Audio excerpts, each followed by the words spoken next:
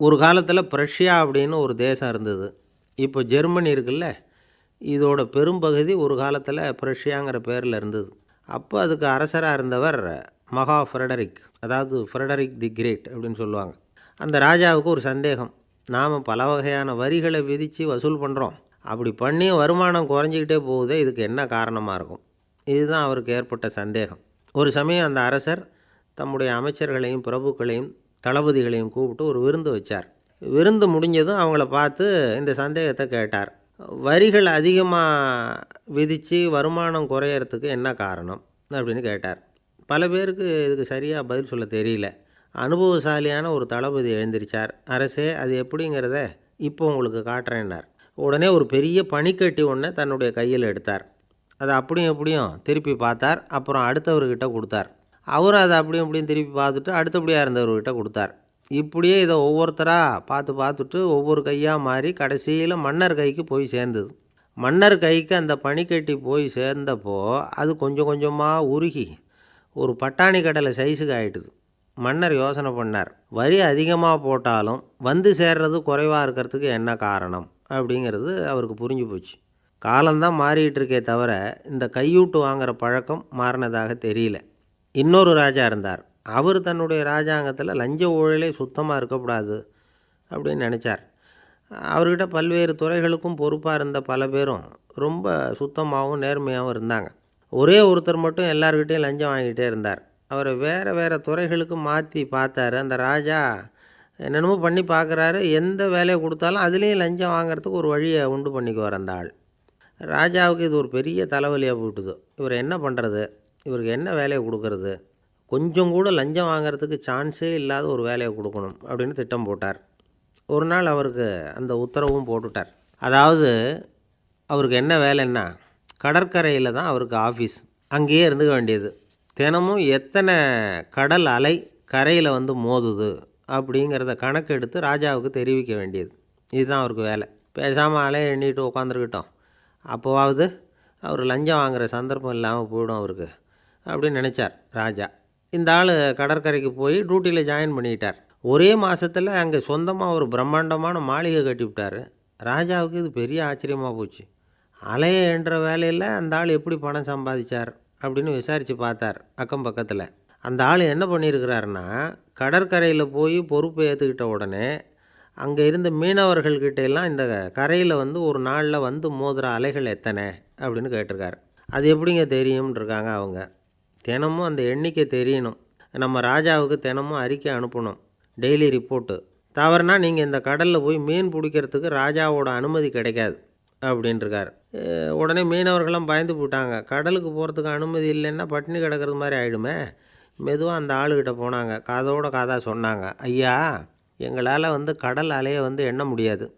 தினமும் எங்களால் முடிஞ்சதை உங்களுக்கு பணமாக கொடுத்துட்றோம். நீங்கள் தான் ராஜா கிட்ட சிபாரிசு பண்ணி நாங்கள் தொடர்ந்து மீன் பிடிக்கிறதுக்கு அனுமதி வாங்கி கொடுக்கணும் அப்படின்னு வேண்டிக்கிட்டாங்க. பணம் தினமும் வந்து சேர ஆரம்பிச்சுட்டுது. பதவியில் மற்ற பதவியோட இந்த பதவி எவ்வளவோ மேல் அப்படின்னு நினச்சிட்டான் அந்த ஆள். அது மட்டும் இல்லை, தயவு பண்ணி என்னை இந்த இடத்த விட்டு மாற்றி விடாதீங்க சார் அப்படின்னு வேற கேட்க ஆரம்பிச்சிட்டானா. எனக்கு இது மட்டும்தான் சார் தெரியும், இதை தவிர வேறு எதுவும் தெரியாது அப்படின்னு சொல்லிக்கிட்டே காலம் தள்ளுறவங்க ரொம்ப பேர். அவங்களெல்லாம் கஷ்டப்பட வேண்டியிருக்கும். ஒருத்தர் தன்னுடைய தொழிலில் ரொம்ப கெட்டிக்காரராக இருக்கலாம். அதுக்காக எப்பவும் அதே ஞாபகத்தில் இருந்துக்கிட்டு உலகியல் அறிவு இல்லாமல் இருந்துடக்கூடாது. அது ஆபத்து. இதுக்காக நம்ம தாத்தா பாட்டிலாம் ஒரு கதை சொல்லுவாங்களே, கேள்விப்பட்டிருக்கீங்களா? ஒரு சமயம் ஒரு 4 பேர் சேர்ந்து வெளியூருக்கு பிரயாணம் போனாங்களாம். அந்த 4 பேர் எப்படி தெரியுமா? ஒருத்தர் வந்து வேதாந்தி, இன்னொருத்தர் சங்கீத வித்வான், 3வது ஆள் வைத்தியர், 4வது ஆள் ஜோசியர். இவங்க 4 பேரும் நண்பர்கள். அதனால் சேர்ந்து புறப்பட்டாங்க. வழியில் ஒரு ஊரில் தங்கினாங்க. இருட்டி போச்சு. அதனால் இன்றைக்கி ராத்திரி இங்கேயே தங்கி இருந்துட்டு நாளைக்கு புறப்படலாம் அப்படின்னு தீர்மானம் பண்ணாங்க. சாப்பாட்டுக்கு என்ன பண்ணுறது? அங்கேயே கடத்தெருவுக்கு போய் சாமான்லாம் வாங்கியாந்து சமைச்சி சாப்பிட்லாம்னு முடிவு பண்ணாங்க. 4 பேர் இருக்கிறதுனால ஆளுக்கு ஒரு காரியமாக செய்யலாம் அப்படின்னு வேலையை பிரிச்சுக்கிட்டாங்க. வைத்தியர் வந்து கரிகாய் வாங்க போனார், வேதாந்தி வந்து எண்ணெய் வாங்க போனார், ஜோசியர் வந்து பலசரக்கு வாங்க போனார், சங்கீத வித்வானுக்கு சமைக்கிற வேலை. எல்லாம் சரி. ஆனால் நடந்தது என்ன தெரியுமா? கடைத்தெருவுக்கு காய்கறி வாங்க போனார்ல வைத்தியர், அங்கே போய் மார்க்கெட்டில் பார்த்தார். ஒவ்வொரு கறிகாயாக எடுத்து பார்த்தார். இது பித்தம், உடம்புக்கு ஒத்துக்காது, இது வாயு, உடம்புக்கு ஒத்துக்காது அப்படின்னு ஒவ்வொன்றா தள்ளினார். கடைசியில் ஒன்றுமே தேரல, வெறுங்கையோடு திரும்பி வந்துக்கிட்டு இருக்கிறார். எண்ணெய் வாங்க போனார் வேதாந்தி, அவர் ஒரு தொன்னையில் எண்ணெயை வாங்கினார். பேசாமல் அதை எடுத்துகிட்டு வர வேண்டியது தானே, முடியல. அவருடைய வேதாந்த மூளை சிந்திக்க ஆரம்பிச்சுட்டுது. இந்த தொன்னைக்கு எண்ணெய் ஆதாரமா அல்லது எண்ணெய்க்கு தொன்னை ஆதாரமா அப்படிங்கிற ஆராய்ச்சியில் இறங்கினார். என்னாச்சு தெரியுமா? அப்படி கவுத்து பார்த்தார். வாங்கின எண்ணெய் பூராவையும் வழியில் கொட்டிவிட்டு வெறும் தொன்னையோடு வந்து சேர்ந்தார். பலசரக்கு வாங்க போனார் ஜோசியர். அவர் ஒரு வழியில் பார்த்தாரு. வழியில் வந்தவங்களெல்லாம் அங்கங்கே ஒரு மரத்தடியில் உட்கார வச்சு அவங்களுக்கெல்லாம் ஆர்வம் சொல்ல ஆரம்பிச்சிட்டார். அப்படி ஒவ்வொருத்தராக சொல்லி முடிச்சுட்டு கடத்தருக்கு போய் சேர்ந்தார். இவர் அங்கே போய் சேர்றதுக்குள்ளே ரொம்ப நேரம் ஆகிட்டுது. கடையெல்லாம் பூட்டிவிட்டு போயிட்டாங்க. என்ன செய்கிறது? அவரும் வெறுங்கையோடு திரும்பி வந்து சேர்ந்தார். சரி, இவங்க கதை தான் இப்படி ஆச்சு. அங்கே சமைக்கிறதுக்காக உட்காந்துருந்தார் சங்கீத வித்வான். அவர் கதை என்னாச்சு தெரியுமா?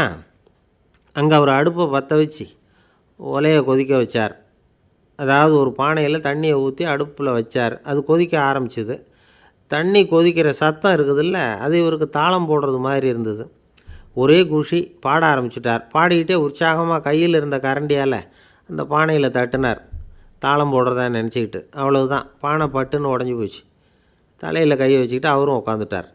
எந்த தொழில் தெரிஞ்சாலும் சரி, அதை புத்திசாலித்தனமாக பயன்படுத்த தெரியலன்னா ஆபத்து தான். அதுக்காக தான் இந்த கதை. ஒரு பஸ்ஸு டிரைவர் ரொம்ப கெட்டிக்காரர். பஸ்ஸை ரொம்ப திறமையாக ஆபத்து இல்லாமல் ஓட்டினதுக்காக பரிசுலாம் வாங்கினவர். அவரே ஒரு படகு ஓட்டுறதுக்காக அழைச்சிட்டு போயிருக்கிறாங்க, மோட்டார் படகு. அதையும் ரொம்ப திறமையாக தான் ஓட்டிகிட்டு போயிருக்கிறாரு. நடுக்கடலில் போனதும் படகு நின்று போச்சு. மோட்டாரில் ஏதோ கோளாறு. என்ன செய்யலாம் அப்படின்னு அந்த டிரைவரை கேட்டிருக்கிறாங்க படகுல இருந்தவங்கெல்லாம். அப்போ அவர் சொன்னாராம், கவலைப்படாதீங்க, ஒன்றும் பிரச்சனை இல்லை, எல்லோரும் கொஞ்சம் கீழே இறங்கி பின்னாடி தள்ளுங்க, மோட்டார் ஸ்டார்ட் ஆகிடும் அப்படின்னாராம். ஒரு ஊரில் ஒரு இளைஞன் இருந்தான். ஒரு நாள் அவன் ஒரு குருவை தேடிக்கிட்டு புறப்பட்டான். ஊரை விட்டு வெளியில் போனான். போகிற வழியில் ஒரு காடு. அந்த காட்டில் ஒரு மரத்தடியில் ஒரு பெரியவர் உட்காந்துருக்கிறார். அமைதியாக மௌனமாக அவர் அமர்ந்திருக்கிறார்.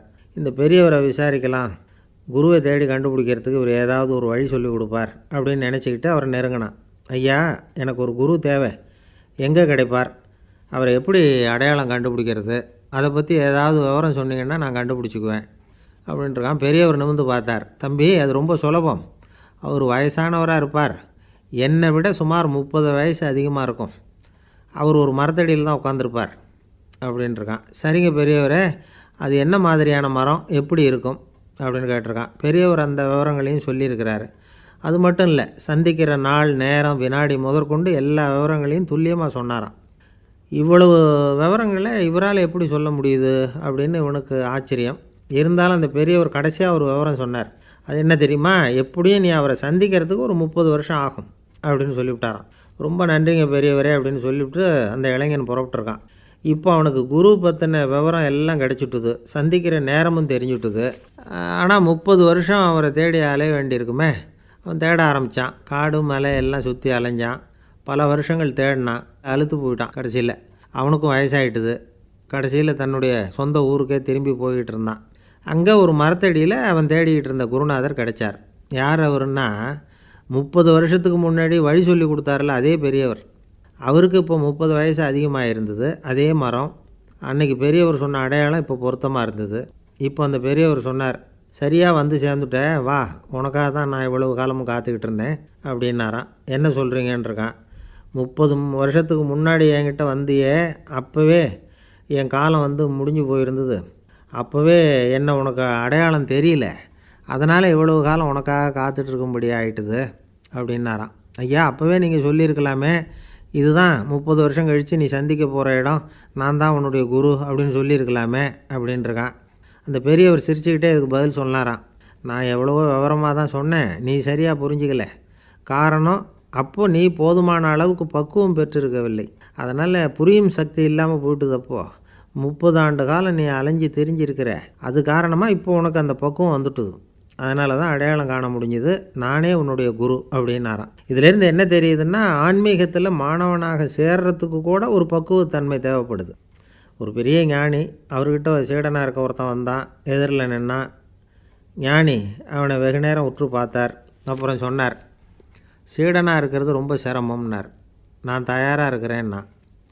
அது இன்னமும் சிரமமாச்சே, இங்கே குருவாக இருக்கிறது மட்டுமே சுலபம் அப்படின்னாராம். அப்படின்னா நான் குருவாகவே ஆயிடுறேன் அப்படின்னானா.